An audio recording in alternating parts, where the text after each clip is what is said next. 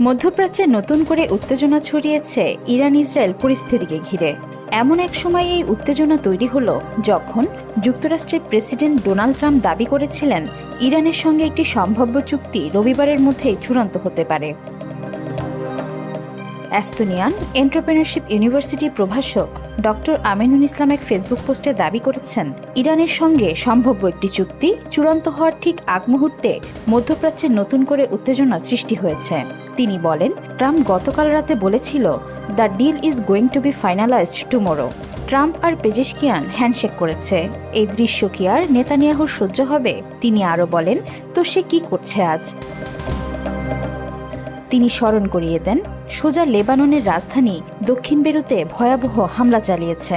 আপনাদের জানিয়ে রাখি, ইরানের পররাষ্ট্রমন্ত্রী আরাকচি গত সপ্তাহে বলে রেখেছিল, দক্ষিণ বেরুত আমাদের জন্য রেড লাইন, মানে দক্ষিণ বেরুতের দাহিয়া অঞ্চলে যদি হামলা করা হয় তাহলে ইরান সঙ্গে সঙ্গে ইসরায়েলে হামলা করবে।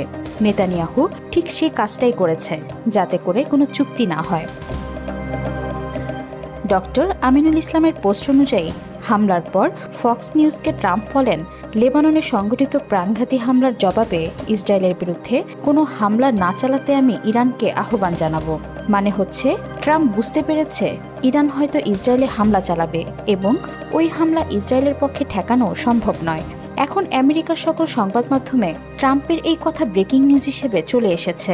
এরপর তিনি বলেন, এখন প্রশ্ন হচ্ছে, ইরান কি এটা মেনে নেবে? তিনি আরও বলেন, স্কাই নিউজের সামরিক বিশেষজ্ঞ বলেছেন, ইরান কেন ট্রাম্পের কথা শুনবে, যেখানে ইসরায়েল এবং নেতানিয়াহু ট্রাম্পের বন্ধু হয়েও ওর কথা শুনছে না। তিনি বলেন, আমি নিজেও বুঝতে পারছি না ইরান কোন দুঃখে ট্রাম্পের কথা শুনতে যাবে। যাই হোক, ট্রাম্প নিজের সামাজিক মাধ্যমে এসে লিখেছে, ইরানের সঙ্গে একটি শান্তি চুক্তি প্রায় চূড়ান্ত হওয়ার পথে আছে। এমন সময় এই হামলা হওয়া উচিত ছিল না। এই প্রসঙ্গে তেহরান বিশ্ববিদ্যালয়ের অধ্যাপক মারান্ডির মন্তব্য তুলে ধরেন ডক্টর আমিনুল ইসলাম। তিনি বলেন, অধ্যাপক মারান্ডি তার পোস্ট করে প্রশ্ন করেছেন, তাহলে কি চুক্তি হয়ে যাওয়ার পর হামলা করবে?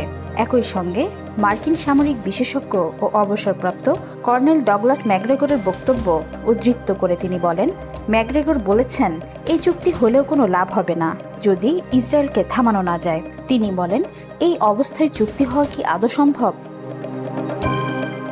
ডক্টর আমিনুল ইসলাম আরও দাবি করেন, প্রস্তাবিত চুক্তি সম্পর্কে ইরান এখনও চূড়ান্ত সিদ্ধান্তে পৌঁছায়নি। ইরান বেঁকে বসেছে। এ অবস্থায় ইরান কি আজ রাতে বদলা নেবে? তারা কি ইসরায়েলে হামলা করবে নাকি ট্রাম্পের অনুরোধ শুনে এবারের মতো ইসরায়েলে হামলা করা থেকে বিরত থাকবে? আমার তো মনে হচ্ছে ইরান হামলা করবে। সাধারণত ওরা যা বলে সেটাই করে। একই সঙ্গে চুক্তিও হয়তো হবে এই সপ্তাহের যে কোনো দিনে। দেখা যাক কি হয়। ডক্টর আমিনুল ইসলামের প্রশ্ন, মধ্যপ্রাচ্য কি বড় কোনো সমঝোতার দিকে যাচ্ছে নাকি নতুন করে বড় ধরনের সংঘাতের দিকে এগোচ্ছে? এজন্য বোধ করি আমাদের আরও কিছু সময় অপেক্ষা করতে হবে। তবে একটা কথা বলতে হচ্ছে, সাম্রাজ্যবাদী আমেরিকার প্রেসিডেন্ট এখন প্রকাশ্যে বলছেন, আমি ইরানকে রিকোয়েস্ট করব যাতে ইসরায়েলে হামলা না করে। এই একটা বাক্যই বুঝে নেওয়ার জন্য যথেষ্ট, ইরান এই যুদ্ধে শুধু জয়ী হয় নাই, নিজেদেরকে এমন অবস্থানে নিয়ে গেছে যে ওদের শত্রু আমেরিকান প্রেসিডেন্ট এখন ইরানকে রিকোয়েস্ট করতে বাধ্য হচ্ছে। বল এখন পুরোপুরি ইরানের কোর্টে।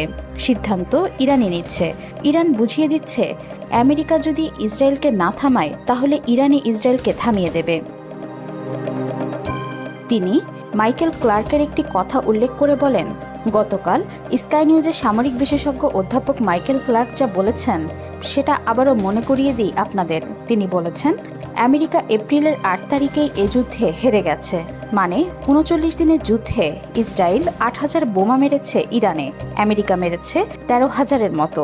মানে প্রায় 40,000 বোমা মেরেও ওরা ইরানকে থামাতে পারে নাই। বাধ্য হয়ে 8 এপ্রিল যখন যুদ্ধবিরতি প্রস্তাব দিয়েছিল, সেই দিনই আমেরিকা এবং ইসরায়েল এ যুদ্ধে হেরে গিয়েছিল। 2015 সালে ওবামা ইরানকে বোমা মেরে উড়িয়ে দেওয়ার হুমকি দিয়েছিল। ইরান তখন ভেবেছিল আমেরিকার মতো শক্তিশালী দেশের সাথে ওরা পেরে উঠবে না, তাই অস্ট্রিয়ার ভিয়েনাতে আমেরিকার সাথে চুক্তি করেছিল। আমি সেদিন ভিয়েনাতেই ছিলাম। কিন্তু এই 11 বছরে সময় বদলে গেছে। ইরান প্রযুক্তিতে অনেক এগিয়ে গেছে।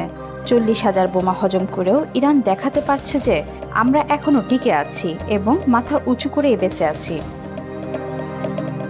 তিনি বলেন, ইরানে হামলা করে আমেরিকা তাদের সবচাইতে বড় ভুলটা এর মাঝেই করে ফেলেছে। ইরান এখন জানে বোমা মেরে তাদেরকে দমানো যাবে না। আপনি যখন একবার এটা বুঝতে পারবেন, তখন পৃথিবীর কোনো শক্তি আপনাকে আটকাতে পারবে না। পোস্টের শেষাংশে তিনি নিজের মূল্যায়নে বলেন, আজকে আমি ডেনমার্কের একটি কনফারেন্সে এসেছিলাম। প্রায় সকল বিশেষজ্ঞ একই কথা বলছে, ওরা কোনো সাধারণ মানুষ নয়। প্রায় সকলেই ইউরোপের নামকরা ভূরাজনৈতিক বিশ্লেষক। তাদের মূল বক্তব্য হচ্ছে, Iran has won this war, অর্থাৎ ইরান এই যুদ্ধে জিতে গেছে। এবং প্রায় সবাই একই সুরে বলছে, আমেরিকান সাম্রাজ্যের পতন এখন কেবলই সময়ের ব্যাপার। ওয়াহিদা পারভীন, আজকাল।